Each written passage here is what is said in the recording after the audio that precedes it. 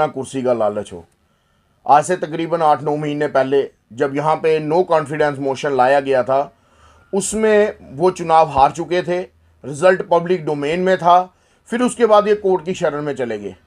माननीय high court का जो डिसीज़न है हमने उसको माना, और हमने जैसे हाई कोर्ट ने आदेश किया था हमने वैसे ही जो रिज़ल्ट था वो सील एनवेलप में हाई कोर्ट में जमा हो गया।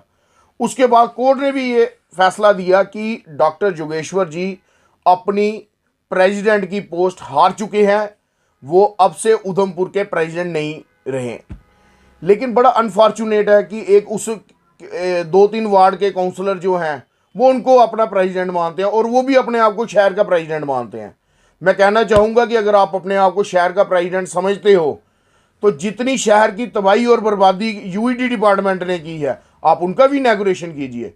अरोड़ा जी के वार्ड में कल मैं देख रहा था, अरोड़ा जी ने अपने वार्ड में एक गली का उद्घाटन करवाया, और वहाँ पे doctor Jogeshwar ji as a president गए वहाँ पे इनॉग्रेशन करने। मैं कहना चाहूँगा अरोड़ा जी, मीट मार्केट के पास आपने एक डंपिंग स्टेशन बनवाया, वहाँ पे पूरे उधमपुर का जो कचरा आपके वार्ड में रखा जा रहा है, वहाँ पे आप उसका इनॉग्रेशन डॉक्टर जोगेश्वर जी से करवाते।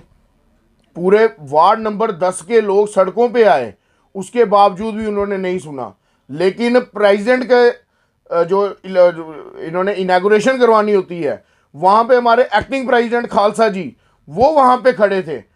बड़ा अचंभा सा हमें लगा कि जिस इंसान को हमने एक्टिंग प्रेसिडेंट समझा, वो वहाँ पे साथ खड़े होके एक हारे हुए प्रेसिडेंट से वहाँ पे वो इनॉग्रेशन करवा रहे हैं। बड़ा अनफॉर्चुनेट, बड़ा दुख हुआ। और मैं कहना चाहूँगा कि जब हमने पिछले दिनों बैठकें की, उस बैठक में चेयर जो मीटिंग चेयर की वो खालसा जी ने की थी।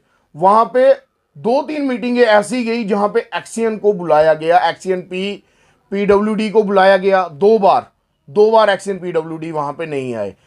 एक्सियन यूईडी को एक बार बुलाया गया, वो वहाँ पे नहीं आए। अब हमें समझ आ रहा है कि क्यों वहाँ पे एक्सियन यूईडी और एक्सियन पीडब्ल्यूडी नहीं आए। खालसा जी, हम आपको एक्टिंग प्रेसिडेंट मानते हैं, लेकिन आपने पता नहीं किस निजी स्वार्थों के लिए उनके आगे नतमस्तक हो गए हैं, जो प्रेसिडेंट का चुनाव हार चुके हैं। आज से खालसा जी, आप भी उन्हीं 2-3 वार्डों के वाइस प्रेसिडेंट हो, हमारे भी वाइस प्रेसिडेंट और एक्टिंग प्रेसिडेंट आप नहीं रहे। जो विश्वास हमने आप पे रखा था, वो विश्वास आप कल का खो चुके हो। और दूसरा, मैं यहाँ से ये कहना चाहूँगा कि इतना भी लालच कुर्सी का क्या हो गया। आप देखिए, इनको कुर्सी का लालच है। उधमपुर तबाही और बर्बादी के कगार पे पहुंच गया, लेकिन जब इनसे सवाल पूछा जाता था ये कहते थे पूरा काम खालसा जी देख रहे हैं, खालसा जी एक्टिंग प्रेसिडेंट है, मेरा कोई रोल नहीं है। लेकिन जब इनॉग्रेशन की बारी आती है, वहाँ पे डॉक्टर जोगेश्वर जी फ्रंट पे आ जाते हैं, मैं प्रेसिडेंट हूँ। भाई साहब, आपको 11 काउंसलरों ने लिख के दे दिया कि आप इस कुर्सी के काबिल नहीं हो, आप कोर्ट की शरण में चले गए। कोर्ट में भी माननीय हाई कोर्ट ने भी ये कहा कि आप उधमपुर के प्रेसिडेंट की पोस्ट में नहीं हो, आप चुनाव हार चुके हो। लेकिन आज भी उनको कुर्सी का लालच है। मैं कहना चाहूँगा ये आप देखिए कि कुर्सी का लालच किस हद तक है कि जब पिछला चुनाव हुआ था विधायक का, तो पवन गुप्ता जी को जब भाजपा की टिकट नहीं मिली तो उन्होंने भाजपा छोड़ी और इंडिपेंडेंट चुनाव लड़ा। उसके बाद भाजपा को कोसते रहे, लेकिन जब मंत्रालय मिला वही भाजपा अच्छी होगी।